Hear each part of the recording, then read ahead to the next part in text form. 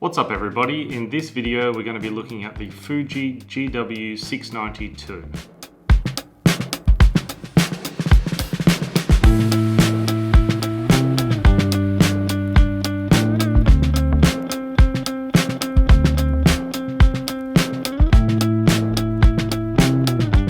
So the Fuji GW690ii is the second iteration out of 3 for the Fuji GW690 series. It is a fully mechanical 6x9 rangefinder camera. Fuji also made 2 other versions of this camera. There's the 6x8 version and the 6x7 version, and they both also have 3 iterations. So the 690 versions all have a 90mm f3.5 fixed lens, which is incredibly sharp and very nice.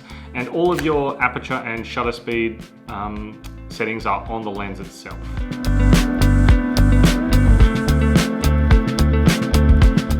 The camera itself is very basic. It doesn't have too much going on, which keeps it very simple and makes for a pretty nice shooting experience, just you and the camera.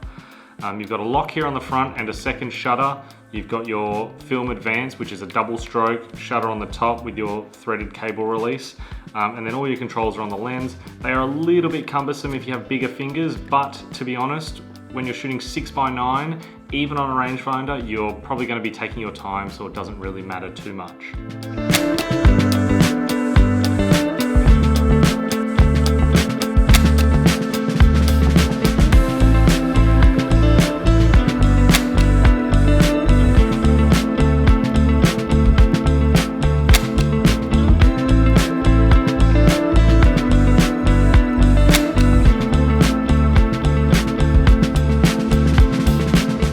So I actually got this camera through a trade. I didn't really anticipate ever getting it. I'd sometimes looked at it, but I didn't love the idea of the 6x9. I mean, it's quite an expensive way to shoot film.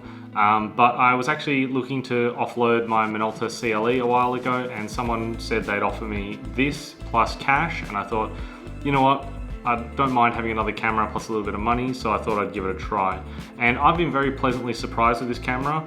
I mean, it's simple, easy to use, it's good for travel, and you get these monstrously big, beautiful negatives, which are really nice. The lens is really sharp, everything about it's pretty good.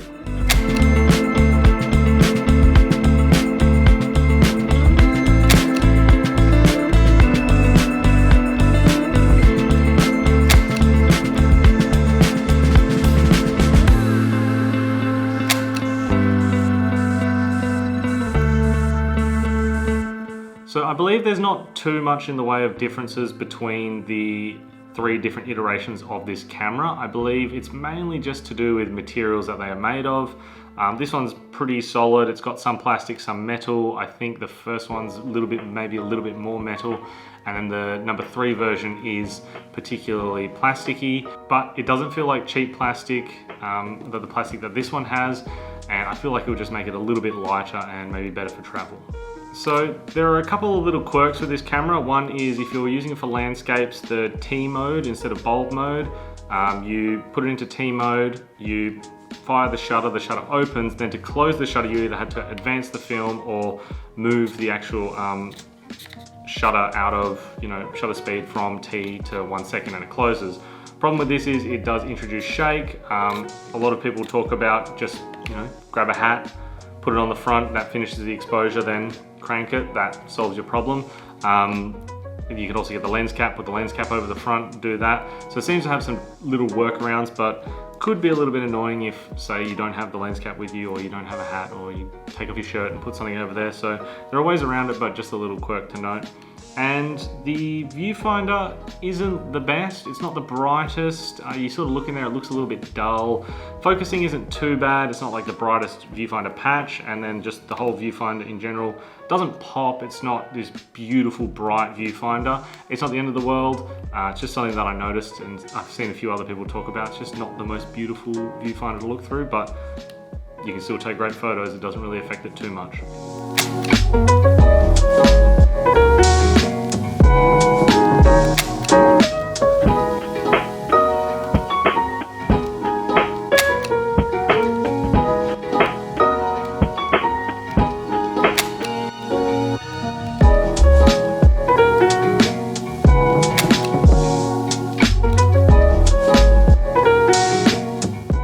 this camera is actually very good if you're looking at getting into medium format because it's pretty cheap.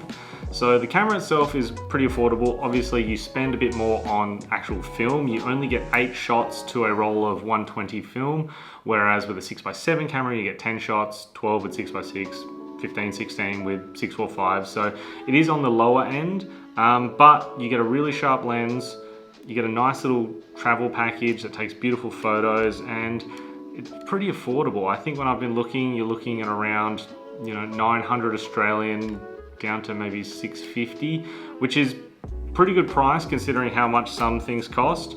And even other versions like the 6x8 and the 6x7, they are pretty cheap compared to their counterparts. I know looking at the 6x7 version of this, it's about 2.5 grand Australian, whereas a Mamiya 7, which is the direct sort of competition, is 4.5, 3,000, 3,500. So it's maybe $1,000 to $2,000 cheaper, which that's pretty good. You could that's a fair chunk of change for a camera, so yeah.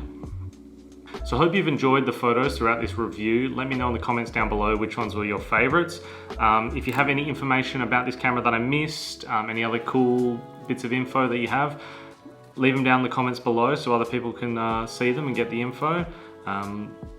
If you enjoyed the video, consider liking and subscribing. It really helps the channel out, and I'll see you on the next one.